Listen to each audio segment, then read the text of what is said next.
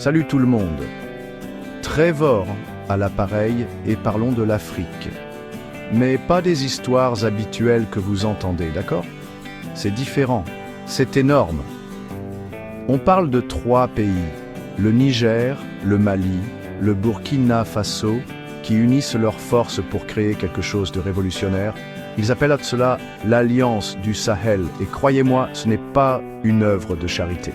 Il s'agit de prendre le contrôle. Ces nations créent leur propre banque centrale, leur propre plateforme d'investissement.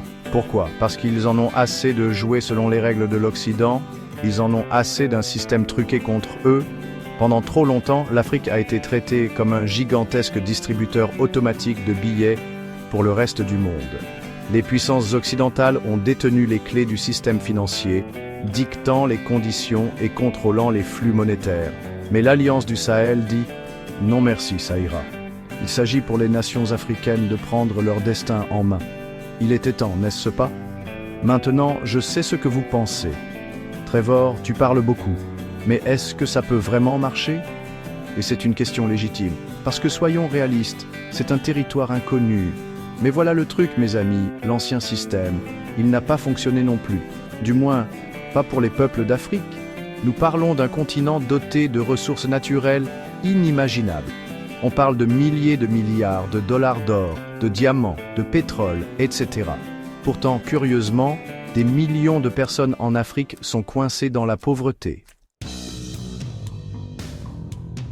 Alors, comment fonctionne ce nouveau système? Eh bien, il s'agit d'éliminer les intermédiaires. L'Alliance du Sahel veut s'éloigner des devises contrôlées par les anciennes puissances coloniales. Ils parlent d'une monnaie adossée à des ressources. Cela signifie que leur argent sera directement lié à la valeur de leurs propres ressources. Imaginez cela, une monnaie qui reflète réellement la richesse du terroir. Mais c'est là que ça devient vraiment intéressant. L'Alliance veut également changer la façon dont les investissements sont réalisés. Fini les prêts avec des taux d'intérêt exorbitants. Fini les projets qui ne profitent qu'aux entreprises étrangères. Ils veulent investir dans leur propre population.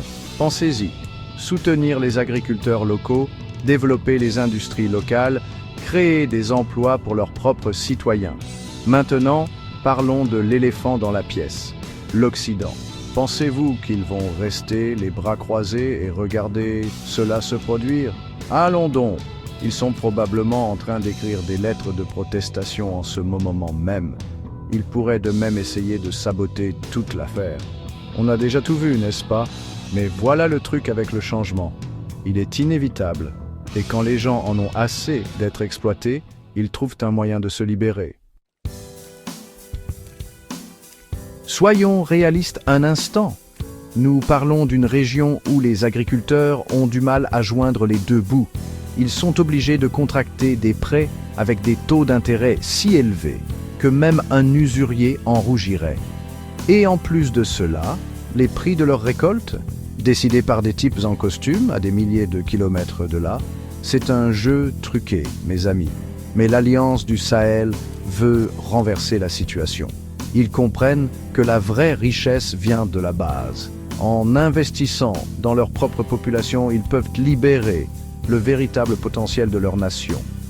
Imaginez un avenir où les agriculteurs africains ont accès à des prêts équitables, où ils peuvent fixer leur propre prix, où ils peuvent réellement bénéficier de leur dur labeur. Ce n'est pas seulement un rêve, les amis, c'est une possibilité. Et ce n'est pas seulement une question d'argent, c'est une question de dignité. C'est une question d'autodétermination. Il s'agit de dire « nous ne sommes pas là pour être exploités, nous sommes là pour construire un avenir meilleur pour nous-mêmes ». Et c'est un message qui résonne bien au-delà des frontières du Sahel.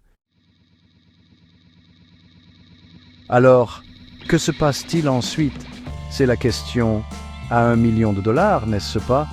Cela pourrait être le début de quelque chose de vraiment transformateur. Imaginez d'autres nations africaines qui emboîtent le pas. Imaginez un continent uni sous un nouveau système financier. Un système fondé sur l'équité, la coopération et l'autonomie. Bien sûr, il y aura des défis, il y aura des revers. Mais les peuples du Sahel envoient un message puissant au monde. L'Afrique en a assez d'être un pion dans le jeu de quelqu'un d'autre. Ils sont prêts à jouer selon leurs propres règles. Et honnêtement, pour ma part, je suis pour. Restez à l'écoute, les amis. Ce n'est que le début.